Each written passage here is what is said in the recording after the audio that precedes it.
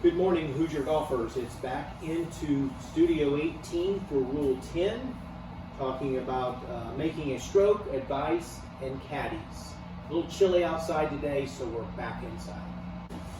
Alright, so we'll first talk about 10.1a, fairly striking the ball.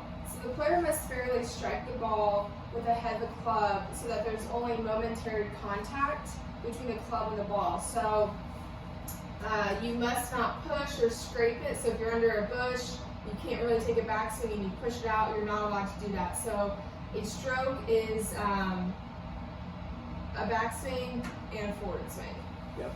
And that kind of brings us right into the stroke itself. So if I would happen to have a short chip shot and I hit the ball, and on my follow through I'll hit the ball again, that used to be a penalty. That's no longer a penalty. We're just going to play the ball as it lies at that point, and it's just going to be one shot. So you count the shot and you play the ball as it lies. Yeah, and there are three exceptions though. We're going to walk you through those pretty quickly here.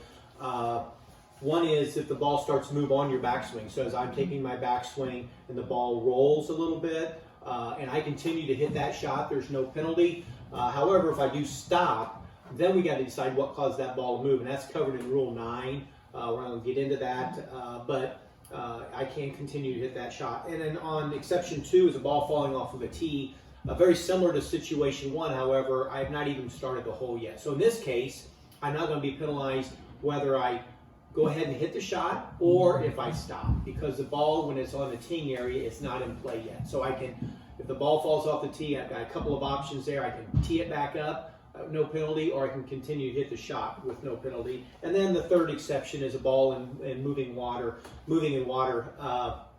Example there would be if I hit a ball maybe in a really shallow creek, and I want to try to hit it out of it, and that ball's slightly moving in that water. I can go ahead and try to hit that ball out if I so desire, even though that ball is slightly moving. And also, if the ball is slightly moving and I want to take proper relief, maybe a lateral penalty relief, then I can pick that moving ball up. So those are 3 exceptions to the rule of playing a moving ball.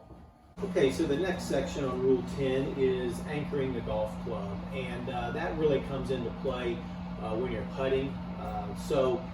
There are several types of putters these days, and you actually can still putt with a long putter, but there's some things you can and cannot do. So if you're going to use an arm lock putter, that's where the putter must, from your elbow down, is considered your forearm. So the putter must not extend beyond that.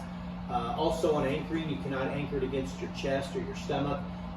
So there cannot be an anchoring point. But if by chance I'm using a long putter and it merely grazes or touches an outerwear piece that I have on, that's not really anchoring, that's just accidental, and that's not a penalty. So if you're using an anchoring point, that is not allowed by the rules of golf. You can still use long putters for those people like myself who need that extra help. Alright, so we're going to talk about 10.1d, playing a moving ball. So a player must not make a stroke at a moving ball. And a ball in play is moving when it's not at rest on a certain spot.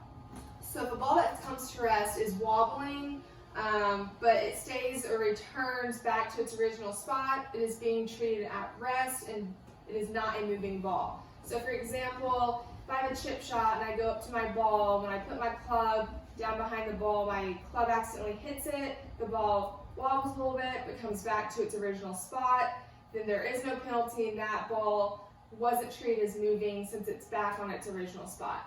Alright, we're going to talk about 10.2a, advice. So during a round, a player must not give advice to anyone in the competition who is playing on the course. They must not ask anyone for advice unless it's their caddy. And then the third is they must not touch another player's equipment. So this could happen on a par 3, players hitting a shot. The other player could go over, look in their bag to see what club they use, and you're not allowed to do that. Yeah, so just a couple questions on advice.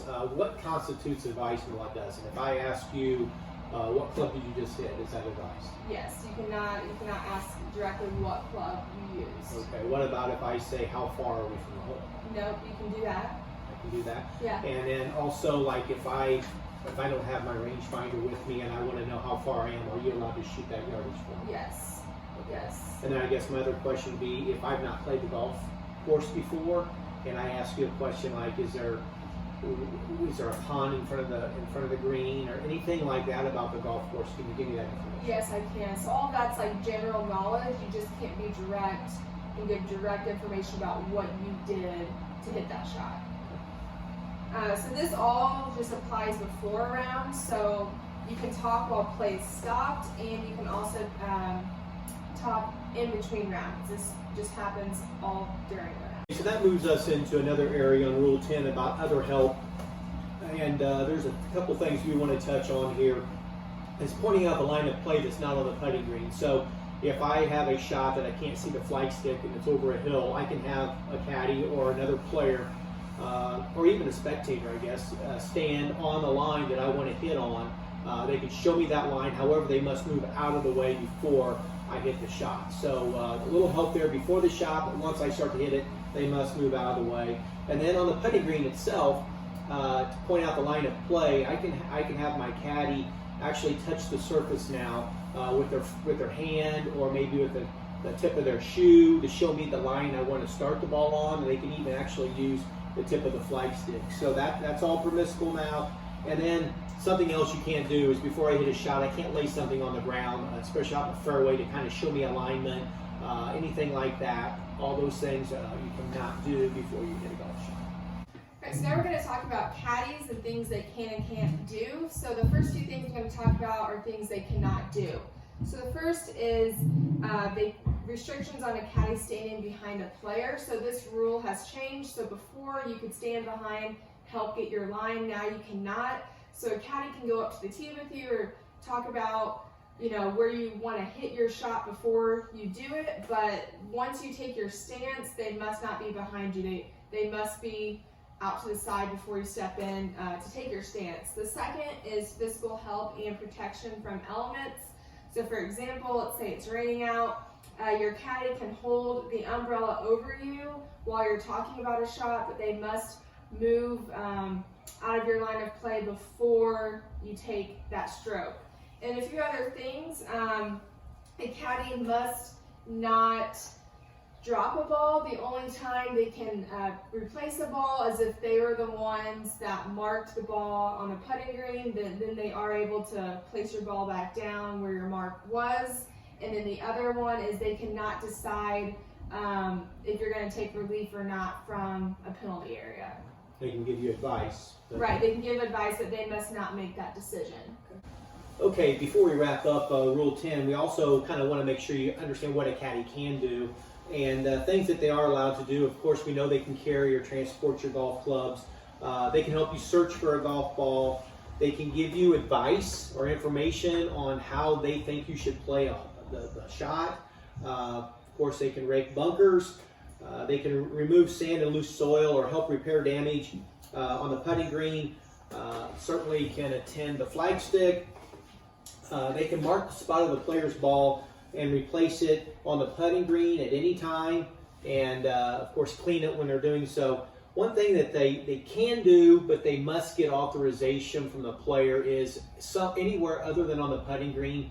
If the player must give them authorization every time that they're going to lift a ball in a certain situation. So it's not like, okay, I'm going to give them authorization for the round. That you cannot do that as a player.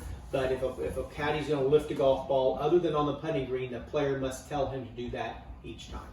All right, so that wraps up Rule 10. We'll be back with Rule 11. Ball in motion accidentally hits a person, animal, or object.